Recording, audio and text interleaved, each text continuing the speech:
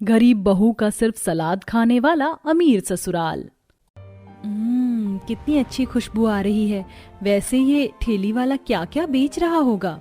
राखी अपने घर के दरवाजे पर खड़ी हुई अपने मोहल्ले में आई हुई फास्ट फूड के ठेले को देख रही थी। राखी एक गरीब लड़की थी। मोहल्ले की सारी ही लड़कियां इनसे कुछ न कुछ खरीद ही रही हैं। मेरा भी दिल करता है फास्ट फूड खाने का, लेकिन कैसे खाऊं? माँ से पूछती हूँ। अगर माँ ने मुझे थोड़े से पैसे दे दिए तो फिर मैं भी फास्ट फूड लेकर आऊंगी। राखी ऐसे बोलकर अपने घर के अंदर गई। घर के अंदर जाकर उसने अपनी गरीब माँ से फास्ट फूड खाने के बारे में बात की। माँ, बाहर चाउमीन और बर्गर बेचने वाला आया है, आपके पास पैसे हो तो मुझे दे दो। सभी ले रहे हैं, मेरा भी मन है। बेटा, कहाँ से दे दूं तुझे पैसे? घर में 2 रोटी भी मुश्किल से बनी है और साथ ही लगावन को भी कुछ नहीं है। प्याज से ही आज भी पेट भरना पड़ेगा। ऐसे में मुझे माफ कर दे बेटा, मैं तुझे पैसे नहीं दे पाऊंगी। कोई बात नहीं है माँ, आप माफी क्यों मांग रही हैं? मैं अपने घर के हालात समझती हूँ। मैं ही पागल हूँ जो आपसे आकर पैसे मांगने लगी। माफ कर दो माँ। राखी ऐसे बोलकर अंदर जाकर लेट गई। उसकी माँ हिमानी को ये सब देखकर काफी दुख हुआ। भगवान, कैसी मजबूर माँ हूँ मैं जो अपनी बेटी को 10-20 रुपए की चीज से भी खुश नहीं कर सकती हूँ। भगवान, मेरी बेटी बहुत सब्रदार है। मैं चाहती हूँ कि उसे सब्र का सिला जरूर मिले। उसकी शादी किसी अच्छे से घर में करवा देना भगवान, जहाँ उसकी वो सारी ख्वाहिश पूरी हो जो हम पूरी नहीं कर पाते। हिमानी के ऐसे बोलते हुए आंखों में आंसू आ गए। ऐसे ही सिलसिला जारी था। देखते ही देखते समय गुजरा और वो दिन भी आ गया जब हिमानी की दुआ हकीकत में तब्दील हुई। सच में पंडित जी, इतने बड़े घराने से रिश्ता आया है मेरी बेटी के लिए? मुझे तो यकीन ही नहीं हो रहा है। हाँ हिमानी जी, आपकी बच्ची सीधी सादी है और उन लोगों को भी अपने अमीर घराने में कोई सीधी सी ही बच्ची चाहिए, इसीलिए उन्होंने आपकी बेटी को पसंद किया है। अरे भाग्य खुल गए हैं हिमानी जी आपकी बच्ची के। जी बिल्कुल सही कहा आपने पंडित जी, भाग खुल गए मेरी बच्ची के। हिमानी राखी का रिश्ता अमीर परिवार से आने पर बहुत खुश हुई और उसने उसकी बात वहीं पर पक्की कर दी। देखते ही देखते ऐसे ही समय बीत गया और वो वक्त भी आ गया जब राखी अपने गरीब मायके से विदा लेकर अमीर ससुराल में आ गई। ये भगवान, कितना बड़ा घर है। इतने बड़े घर में से तो मेरे मायके जैसे 5-5 घर निकल जाएंगे। भाभी, भाभी किस सोच में हो? लो आ गया आपका कमरा। कुछ नहीं, ये मेरा कमरा है। मानवी ने राखी को उसके कमरे में छोड़ दिया और जहां बैठकर राखी अपने कमरे को भी हैरानी से देखने लगी। कितना बड़ा कमरा है और सारा सामान भी देखने से महंगा ही लग रहा है। राखी, कल तक तू छोटी सी झोपड़ी में रहती थी और जरा आज देख तू कहाँ है। अब यहाँ पर मैं अपनी वो सारी इच्छाएं पूरी करूंगी जो मायके में अधूरी थी। मैं यहाँ अच्छी अच्छी चीजें बनाकर खाया भी करूंगी और खिलाऊंगी भी। साथ ही मैं अपने पति के साथ भी बड़े बड़े महंगे रेस्टोरेंट में खाना खाने जाया करूंगी। कल मेरी पहली रसोई है तो कल भी मैं सभी के लिए पनीर के पकौड़े और साथ में बिरयानी और मीठे में खीर बनाऊंगी। राखी ऐसे ही खुद से ही बातें करने लगी। देखते ही देखते सुबह भी हो गई और अब राखी की पहली रसोई का वक्त था। माँ जी, बता दें कि मैं पहली रसोई में क्या बनाऊं? मीठे में हलवा या खीर, जो भी आपको खाना हो बता दीजिए। बहू, हलवा या खीर? बहू, मेरे घर में मीठे में हलवा या खीर नहीं खाते हैं। हलवा और खीर दोनों चीजें बस चीनी ही चीनी है। मेरे घर में मीठे में बस फ्रूट सैलेड बनता है। हम सभी अपनी हेल्थ को लेकर बहुत कॉन्शियस है, इसीलिए तो खीर वीर ना बनाना, बस फ्रूट सैलेड है। और हाँ, खाने में बस सादी चपाती, कोई पूरी कचौरी नहीं। चपाती और आलू पालक की हल्के मिर्च मसालों की सब्जी बना देना। और हाँ बहू, रसोई में अलग से प्याज, खीरा, पत्ता गोभी, चुकंदर, गाजर, मूली और नींबू रखे हुए, तो उन सभी का सलाद बनाना ना भूलना।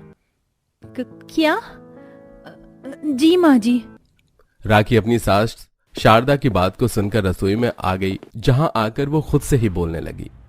ये क्या बात हुई? मैंने तो कितना कुछ सोचा था कि मैं ये बनाऊंगी वो बनाऊंगी, लेकिन माँ जी ने तो मेरे सारे ही अरमानों पर पानी सा फेर दिया। खाने को तो कुछ बनवा नहीं रही है, बस सैलेड चाहिए इतनी सारी चीजों का। जो भी है, अब अगर ये लोग हेल्थ को लेकर इतने ही ज्यादा कॉन्शियस हैं तो फिर इसमें कोई क्या ही कर सकता है। राखी ने सभी के लिए सबसे पहले फल काटे, उसके बाद उसने सब्जियों का सलाद बनाया, जिसके बाद उसने जल्दी से रोटी सब्जी बनाकर सभी के आगे उसे लगा दिया। अरे वाह, आज नई बहू ने खाना बनाया है। वाह, कितनी सारी चीजों का सलाद भी है। शारदा, मुझे तो प्लेट भरकर सलाद ही दे दो। मम्मा मुझे भी सलाद ही चाहिए। मैं भी बस सलाद ही खाऊंगी बहू। तो फिर तूने बेवजह रोटी सब्जी बनाने में क्यों अपना वक्त जाया किया? हम सभी तो सलाद ही खाएंगे। आप लोग सिर्फ सलाद ही खाते हो क्या? हाँ बहू, सलाद तो शरीर के लिए अच्छी होती है और हम सभी तो रोजाना सलाद खाते हैं, फिर चाहे हम खाना खाएं या ना खाएं। अच्छा, मैं तो यहाँ फंस गई। शायद ये लोग अब मुझसे रोजाना सलाद बनवाया करेंगे और मेरा क्या, जो मैं इतने सपने देख कर आई थी। लगता है कि अब तो सब छिप छिप कर ही पूरा करना पड़ेगा। राखी ने उसी दिन से छिप छिप कर अपनी पसंद की चीजें खाने का मन बना लिया। कुछ देर बाद ही वो कामों से निपटकर अपने कमरे में गई और मेरे पास अब तो पैसे भी हैं, चलो क्यों ना मैं कुछ मंगवा कर खाऊं। वैसे भी ऐसा बीमार हूँ जैसा खाना खाकर तो मेरा मन नहीं भरा। मैं मंगवाऊंगी अपने लिए एक पिज्जा, फ्राइज और बर्गर। राखी ने ऐसे बोलकर अपने घर वालों से छिपकर अपने लिए खाना ऑर्डर कर दिया। कुछ देर बाद ही उसका खाना आ भी गया, जिसको लेकर राखी कमरे में चली गई और मजा ही आ गया ये खाकर। तो अब से तो रोजाना मैं ऐसे ही खाया करूंगी। मेरे घर वाले भले ही खाते रहें ये सलाद बलाद। राखी ने ऐसे ही खुद से ही बातें करते हुए सब कुछ खा लिया और फिर उसने सारा खाया हुआ साफ भी कर दिया। अब रोजाना ही ऐसे होने लगा था। राखी अपने घर वालों से छिप छिप कर ऐसे ही बाहर का खाना खाती थी। आज राखी बाजार आई हुई थी। मेरे घर वालों ने तो मुझे सब्जियां कटवा कटवा कर परेशान कर दिया है। अरे इतना सलाद तो वो लोग कैसे खा लेते हैं? मुझे तो शक है कि वो इंसान भी है या इच्छाधारी बकरी वकरी तो नहीं। राखी ऐसे ही खुद से बोलती हुई आ रही थी कि तभी उसे गोलगप्पे की रेडी खड़ी हुई दिखाई दी। अरे वाह, गोलगप्पे! आहा, देख कर ही दिल कर गया। कोई यहाँ नहीं है, छिप कर खा लेती हूँ। राखी खुद को रोक नहीं पाई और वो ललचाते हुए गोलगप्पे खाने को चली गई। काफी सारे गोलगप्पे खाकर उसका मन भर गया, जिसके बाद वो अपने परिवार के लिए सलाद का सामान लेकर अपने घर पहुंची। माँ जी, मैं सामान ले आई हूँ, आप बता देना कि आप सलाद कब खाओगे तो फिर मैं बना दूंगी। अच्छा बहू। बहू तू मुझे कुछ मोटी मोटी सी क्यों लग रही है? देख जरा, तेरा मुंह भी कितना मोटा हो गया है। नहीं तो माँ जी, आपको शायद लग रहा होगा, वरना मैं तो आपकी तरह ही यही सलाद ही खाती हूँ। ये बहू इतनी हिचकिचा क्यों रही थी? जरूर दाल में कुछ तो काला है, मुझे देखना पड़ेगा। शारदा ने छिपकर राखी के वजन बढ़ने का राज जानना चाहा। उस दिन उसने ठान लिया था, इसीलिए उसने राखी के ऊपर नजर रखी और नजर रखने के बाद उसे पता चला कि राखी छिप छिप कर फास्ट फूड खाती है। राखी बेटा, राखी तू ये क्या खा रही है? माँ जी, तूने मुझसे झूठ बोला। देख राखी, मैं तेरे बाहर की चीजें खाने पर गुस्सा तो नहीं करूंगी, लेकिन समझा रही हूँ, ये सब बस कूड़ा है। इन चीजों को ज्यादा नहीं खाना चाहिए। आगे से अब ध्यान रखना, इन्हें ज्यादा मत खाना। शारदा की बात पर राखी ने बस गर्दन हिला दी। ऐसे ही कुछ दिन और बीते और लेकिन राखी ने अपने खाने पर काबू नहीं किया। जहां सलाद के शौकीन ससुराल वाले सेहत को सोचते हुए बस सलाद खाते थे, वहीं राखी अपनी सेहत की दुश्मन बनी बैठी थी। ऐसे ही आज के दिन भी राखी अपने कमरे में चिकन फ्राई खा रही थी। हाँ, मजा आ गया। Chicken fry. ये भगवान, मेरा अचानक से दम सा क्यों घुट रहा है? मुझे तो घबराहट सी हो रही है। राखी को अचानक से घबराहट होने लगी, जिसकी वजह से वो अपने कमरे से निकलकर भागी और भागते भागते ही वो बेहोश हो गई। उसकी ऐसी हालत देखकर जल्दी से डॉक्टर को बुलाया गया और कुछ देर बाद, राखी क्या था ये सब? तुम्हारे कमरे में हमें फ्राइड चिकन पड़ा हुआ मिला। तुम्हारे शरीर का कोलेस्ट्रॉल बढ़ रहा है और साथ ही तुम्हारा वेट भी ओवर हो रहा है। अब तुम बताओ कि ये सब कैसे हुआ? तुम बिना किसी को बताए छिप छिप कर फास्ट फूड खाती थी ना? रौनक चुप हो जा, बहू पर गुस्सा मत कर। बहू, तुझे मैंने पहले ही समझाया था और अब भी समझा ही सकती हूँ। मेरी बच्ची, ये सब खाना छोड़ दे। इसमें सेहत की बर्बादी के सिवा कुछ भी नहीं है। मैं मानती हूँ कि ऐसी चीजें खाने का सभी का दिल करता ही है, लेकिन अपनी सेहत अपने ही हाथों में है बहू। शारदा की बात पर राखी बस अपनी गर्दन हिलाने लगी। बस फिर क्या था, अब राखी को अकल आ चुकी थी। इस घटना के बाद से फिर कभी राखी ने छिपकर फास्ट फूड नहीं खाया। घर का सलाद खाने से अब उसका कोलेस्ट्रॉल और वेट भी नॉर्मल होने लगा था और अब सब कुछ ठीक हो चुका था।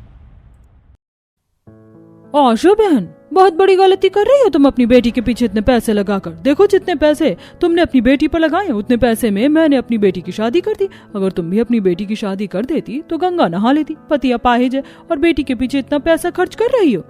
बहन, मैं अपनी बेटी के पीछे फिजूल चीज में पैसे नहीं खर्च कर रही। मेरा फैसला बिल्कुल सही है और भगवान करे तुम्हारी बेटी शादी के बाद हमेशा खुश रहे। आजकल किसी को अच्छी बात बोलना ही बेकार है। मैं तो तुम्हारा भला चाहती हूँ, पर लगता है कि तुम्हें भलाई पसंद नहीं। आखिर ऐसी क्या वजह है जो कुंती आशा को ताने दे रही है, और आखिर आशा की ऐसी क्या चीज है जो अपनी बेटी को करना चाहती है और अपनी बेटी के पीछे इतने पैसे खर्च कर रही है कि लोग उसे ताने दे रहे हैं। आइए जानने के लिए चलते हैं कहानी में। माँ मेरा रिजल्ट देखो, मैंने पूरे स्कूल में टॉप किया है। माँ तुमने कहा था अगर मैं स्कूल में टॉप करूंगी तो तुम मुझे आगे की पढ़ाई करने दोगी। अरे निशा बेटा, तेरे पापा अपाहिज है, छोटा भाई है, तेरी माँ बेचारी अकेली सब्जियां बेचकर घर चला रही है, तुझे पढ़ा लिखा रही है और ऐसे में तुझे अपनी माँ की मदद करवानी चाहिए, और तू है कि आगे की पढ़ाई करने की बातें कर रही है।